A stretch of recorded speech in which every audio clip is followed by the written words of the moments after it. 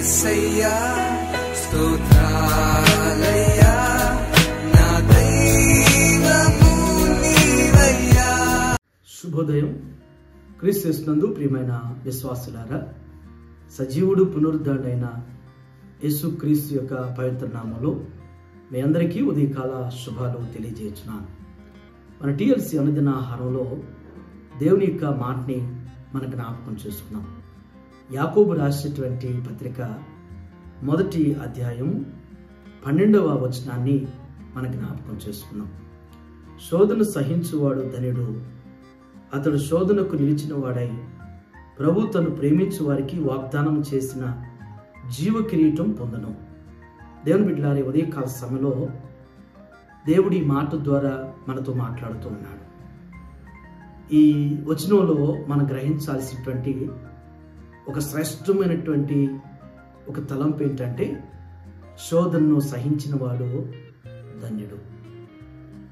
ఈ మాటలో మీరు గమనిస్తే 3 తలంపులు మనకు జ్ఞాపకం చేయబడుతున్నాయి. ఒక తలంపు ఏంటంటే శోధన. శోధన అనేటువంటివి 2 రకాలుగా మనిషికి వస్తాయి. ఒకటి స్పిరిచువల్గా, ఆధ్యాత్మికంగా మనం దేవుని కొరకు సాగుతున్నప్పుడు అపవాది మనల్ని శోధిస్తాడు. మన ప్రభువు కూడా ఆ విధంగానే శోధించబడ్డాడు. శరీరాశ, నేత్రాశ, జీవపు డంబాన్ని మనం ప్రభు అపవాది చేత శోధించబడ్డప్పుడు అపవాదిని ఓడించి మరి మనందరికీ కూడా గొప్ప మాదిరిని మన ప్రభు మనకు చూపించాడు. మనకు కూడా మరి ఆత్మీయంగా దేవుని కొరకు దేవుని యొక్క మార్గంలో మనం నడవాలని, జీవించాలని అనుకుంటున్నప్పుడు మరి అపవాది ఏదో విధంగా మనల్ని బలహీనపరచాలని, కృంగదీయాలని అనేక రకాలైనటువంటి బలహీనమైనటువంటి అస్త్రాల్ని మన మీద ప్రయోగిస్తాడు. వాటిని విశ్వాసి మరి దేవుని సహాయం ద్వారా జయించగలిగి ఉండాలి. 2వ శోధన భౌతిక పరమైనటువంటివి. ఉద్యోగంలో మనం చేయిస్తున్నప్పుడు మరి మన మీద ఉన్నటువంటి అధికారులు మనల్ని ఏదో విధంగా బలహీనపరచాలని, మనతోటి ఉద్యోగులు కావచ్చు, మనం ఉన్నటువంటి పరిసరాల్లో ఉన్నటువంటి వారు కావచ్చు, మనల్ని ఏ విధంగా ఇబ్బంది పెట్టాలని, మనల్ని ఏ విధంగా బలహీనపరచాలని, మన యొక్క అభివృద్ధి, మన యొక్క ఎదుగుదలని వారు చూసి తట్టుకోలేక ఏ విధంగా మనల్ని నాశనం చేయాలని చెప్పేసి వారి అస్త్రాలు మన మీద ప్రయోగిస్తాడు. వారి అస్త్రాలు మన మీద మరి వినియోగించినప్పుడు మనం ధైర్యంగా ఎదుర్కోవాలి. ఇది శోధన అనేటువంటిది. 2వది సహించిన వాడు అనేటువంటి మాట జ్ఞాపకం చేయబడింది. అంటే ఆధ్యాత్మికమైనటువంటి శోధన కలిగిన, భౌతికమైనటువంటి శోధన కలిగిన సహించాలి, తట్టుకోవాలి, ఓర్చుకోవాలి. మరి ఎన్నో రకాలైనటువంటి శోధనలు విశ్వాసికి వస్తూ ఉంటాయి. ఆ శోధనలో మనం సహించేటువంటి వారుగా, ఓర్చుకునేటువంటి వారుగా, వాటిని తట్టుకుని ముందుకి సాగేటువంటి వారుగా ముందుకుండాలి. వ్యక్తిగతంగా కూడా కలిగినటువంటి శోధనలకు కూడా మనం ఓర్చుకోవాలి. కొన్ని పర్యాయాలు మన తోటి మరి పని చేసేటువంటి ఆఫీస్లోనే వారి చేతనే మనం అనవసరంగా, అన్యాయంగా నిందలో మోపడతాం, నొప్పించబడతాం, బాధించబడతాం. అధికారుల చేత, లేకపోతే మన ఇంట్లో వారి చేతనే గాయపరచబడతాం, నిందలో మోపడతాం, బాధించబడేటువంటి పరిస్థితులు ఉంటాయి. ఇలాంటి పరిస్థితిలో కొంచెం సహించాలి. కొంత ఓర్పు అవసరం. సహించడానికి ప్రయత్నం చేసినప్పుడు ధన్యుడు అనేటువంటి 3వ మాట జ్ఞాపకం చేయబడింది. తుంగభద్ర పరిసర ప్రాంతాల్లో అక్కడ వరి బాగా పండిస్తారు. కర్ణాటక ప్రాంతాల్లో ఆ డ్యామ్ పరిసర ప్రాంతాల్లో వరి పండిస్తున్నప్పుడు ఆ పొలాల్ని దున్నటం కానీ, అవన్నీ కూడా సదునుపరచడం కానీ చేసేటువంటి పనులు. ఒక రైతుకి తన పొలంలో, చిన్న కొద్దిపాటి పొలంలో తను ఆ పొలాన్ని శుభ్రం చేస్తూ, దాన్ని దున్నుకుంటూ, దాన్ని ఎన్నో విధాలుగా వరి పండించుకోవటానికి చేస్తున్నప్పుడు తను ఆ పొలంలో ఒక విచిత్రమైనటువంటి రాయిని కనుగొన్నాడు. ఆ రాయి అనేక పర్యాలు ఆ పొలంలో తొక్కబడింది, అనేక పర్యాలు మరి నాగలతో దున్నబడింది. ఆ విధమైనటువంటి పరిస్థితుల తర్వాత ఆ రైతుకి ఆ రాయి కనబడినప్పుడు ఆ రాయిని చూసి దాన్ని శుభ్రం చేస్తే అది రంగురాయి, అది విలువైనటువంటి రాయిని పొందుకున్నాడు. ఆ రైతు ఆ రాయిని తీసుకెళ్ళి అమ్ముకున్న తర్వాత గొప్ప ఆస్తిపరుడు కాబట్టాడు. జీవితంలో దేవుని బిడ్డలారా, మన జీవితం కూడా మరి శోధనని మనం సహించినప్పుడు, తట్టుకున్నప్పుడు, భరించినప్పుడు గొప్ప విజయం దేవుడు మనకిస్తాడు. గొప్ప కార్యం మన జీవితంలో అనిపిస్తాం.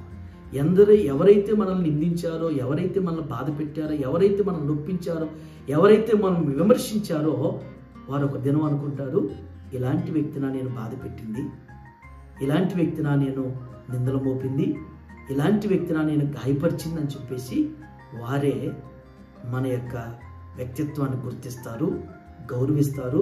వారే మన గురించి ప్రశంసిస్తారు. లేఖనాల్లో మీరు గమనిస్తే మరి యోసేపు జీవితం అంతే కదా. దానియేలు జీవితం కానీ, దావీదు జీవితాలు కానీ, భక్తులైనటువంటి వారి జీవితాలన్నింటిలో కూడా మరి వారు శోధనని మరి సహించారు, ధన్యులుగా ప్రశంసించబడ్డారు, గుర్తించబడ్డారు. వారి జ్ఞాపకంలో నేటికి కూడా జ్ఞాపకం చేయబడుతున్నారు. కాబట్టి దేవుని బిడ్డలారా, ఈ ఉదయకాల సమయంలో ఒకవేళ నీవు శోధించబడుతున్నా కానీ, బాధించబడుతున్నా కానీ, నొప్పించబడుతున్నా కానీ సహించడానికి ప్రయత్నం చేయి. సహించేటువంటి శక్తిని దేవుణ్ణి అడుగు. నువ్వు ధన్యుడుగా కాబడతావు, నువ్వు గుర్తించబడతావు, ప్రశంసించబడతావు. అటు రీతిగా శోధనని జయించేటువంటి శక్తిని మరి ఏమన్నట్లుగానే నేను శోధించబడిన తర్వాత శుద్ధ సువర్ణము కాబడుదును అంటాడు. నీ జీవితం కూడా శుద్ధ సువర్ణంగా కాబడబోతుంది. సువర్ణము వలె, బంగారం వలె నీ జీవితం మరి అనేకులు ప్రశంసించి గుర్తించే రీతిగా నీ జీవితం దేవుడు చేయబోతున్నాడు. కొంచెం కాలం సహించడానికి, ఓర్చుకోవటానికి, ఓపిక పట్టడానికి ప్రయత్నం చేయి. గొప్ప మేలు దేవుని జీవితం నీ కుటుంబంలో దేవుడు చేస్తాడు. అటు రీతిగా దేవుడు బలపరచునుగాక. ఆమేన్. ఈ దినం జన్మదినం జరుపుకున్నటువంటి మన సంఘ సభ్యులు గ్రేస్ మార్గరెట్ గారికి జన్మదిన శుభాకాంక్షలు తెలియజేస్తున్నాను. అలాగే రేపటి దినం జన్మదినం జరుపుకోబోతున్నటువంటి మన సంఘ సభ్యులు సురేష్ గారికి కూడా మరి జన్మదిన శుభాకాంక్షలు ఇన్ అడ్వాన్స్ తెలియజేస్తున్నాను. సామెత్ర గ్రంథం 9:11 ప్రకారం నా వల్ల నీకు దీర్ఘాయువును, నీవు జీవించు సంవత్సరాలు అధికమవుతాన్ని సెలవించట్లుగా గ్రేస్ మార్గరెట్ గారికి అలాగే సురేష్ గారికి దేవుడు అనేక దయా కిరీటాలు అనుగ్రహిస్తూ మంచి ఆరోగ్యంతో, ఆయుష్తో వారిని, వారి కుటుంబాలని దేవుడు దీవించునుగాక. ఆమేన్. ఎందుకు నన్నింతగా నీవు ప్రేమించితివో దేవా, ఎందుకు నన్నింతగా నీవు ప్రేమించితివో దేవా. ప్రార్థన చేసుకున్నాం. మహోన్నతుడి తండ్రి, కృపగల నాయన మీకు వందనాలు ప్రభు. దేవదేవునైనా మరి దివ్యమైనటువంటి శ్రేష్టమైనటువంటి తలంపుల ద్వారా మాతో మాట్లాడే విధానం బట్టి మీకు వందనాలు దేవా. ఆత్మ సంబంధమైనటువంటి ఆత్మీయ జీవితంలో కలిగేటువంటి శోధన అనేటువంటిది జ్ఞాపకం చేశారు. భౌతిక పరంగా నా తండ్రి, మరి వ్యక్తిగతంగా కావచ్చు, మరి కుటుంబ పరంగా కావచ్చు నా తండ్రి, మా కలిగేటువంటి ఆ శోధనలు ప్రభా మేము సహించినప్పుడు ధన్యుడని మీకు జ్ఞాపకం చేశారు దేవా. మరి భక్తులైనటువంటి వారు యోసేపు నాయన శోధనని సహించాడు, ధన్యుడు కాబట్టాడు. దావీదు నా తండ్రి శోధనని దయించాడు, సహించాడు, ధన్యుడుగా ప్రశంసించబడి నా తండ్రి సువర్ణ పరిపాలన ప్రజలకు అందించగలిగాడు ప్రభా. ఆ విధంగా నా తండ్రి మేము కూడా ప్రభా ఈ శోధనలో మా కలిగేటువంటి ఇబ్బందులు, కష్టాలు అయ్యా మేము సహించేవారుగా, ఓర్చుకునేటువంటి ఓపిక, ఆ సహనాన్ని ప్రభా మీరు మాకు అనుగ్రహించండి. ఈ ఉదయం నాయన ఎందరైతే నా తండ్రి వ్యక్తిగతంగా, కుటుంబాల పరంగా, ఉద్యోగ పరంగా నా తండ్రి శోధించబడుతున్నారో, బాధించబడుతున్నారో దేవా, మరి గాయపరచబడుతున్నారో ప్రభా, అటు వారందరిని కూడా ఈ ఉదయం మీ పాదాల దగ్గరికి జ్ఞాపకం చేసుకుందాం. వారందరిని మీరు బలపరచండి, వారికి కావలసిన నెమ్మదినివ్వండి, ధైర్యాన్ని ఇవ్వండి, ఓర్పును, సహనాన్ని ఇచ్చిన ఆయన అయ్యా. మరి శోధన జయించి వారు ధన్యుడని ఈ రీతిగా జ్ఞాపకం చేశారు. అటు ధన్యకరమైనటువంటి, ప్రశంసకరమైనటువంటి జీవితాలు వారికి మీరు అనుగ్రహిస్తారని విశ్వసిస్తూ మీకు వందనాలు చెల్లిస్తూ మరొక పర్యాయం ఇదిలో 90 ఏళ్ళ దిన ఆహారం చూస్తున్నా అయ్యా ప్రతి కుటుంబాన్ని కూడా మీరు బలపరిచి మీ కృప వర్ధనపరచమని ఈ దినం నాయన మీ బిడ్డలు చేయనటువంటి వారి పనుల్లో, వారి ప్రయాణాల్లో, వారి బాధ్యతలు మీరు తోడే నడిపించి మీ కృపలో వారి తినపచ్చేయమని దేవ మరి ఈ దినం జరందరూ జరుపుకున్నటువంటి గ్రేస్ మార్గరెట్ గారిని మీరు దీవించి వారి కుటుంబాన్ని మీరు బలపరచండి. రేపటి దినం జన్మదినం జరుపుకోబోతున్న సురేష్ గారిని జ్ఞాపకం చేసుకుని వారి కుటుంబాన్ని మీరు బలపరచిన ఆయన ఇలాంటి బర్త్డేస్ వారి జీవితంలో ఇంకా అనేకం జరుపుకోవటానికి మీ కృప అనుగ్రహించి వారి దినపచ్చేయమని యేసు నామములో ఈ ప్రార్థన మీకు సమర్పించున్నాను తండ్రి. ఆమేన్. దేవుడు మిమ్మల్ని దీవించును గాక.